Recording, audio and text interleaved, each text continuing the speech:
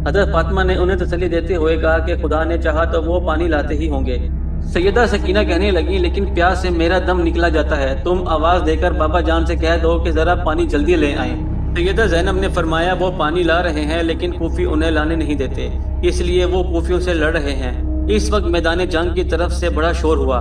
सब इस तरफ देखने लगे। हुआ यूं कि एक कूफी ने, जो बहादुर और मशहूर जंगजू था, हजरत इमाम हुसैन अलैहिस्सलाम पर हमला कर दिया। इमाम अली मकाम ने जोश में आकर इस पर तलवार का ऐसा हाथ मारा कि तलवार खुद को फाड़कर सर को चीरती हुई हलक तक उतर गई। कूफी एक खौफनाक चीख मारकर घोड़े से गिरा और गिरते ही वसले जहन्नम हो गया। कूफियों को उसके मारे जाने का बड़ा ही सदमा हुआ। उन्होंने इमाम अली मकाम इमाम हुसैन अलैहिस्सलाम को डांटने के लिए शोर किया, मगर इमाम अली मकाम ने उनके शोर व फरियाद की कोई परवाह न की और नहायत जोश और बहादुरी से लड़ते रहे। इमाम अली मकाम का घोड़ा जुलजनाब बिजली की सरहद के साथ इनके इशारों पर दौड़ रहा था।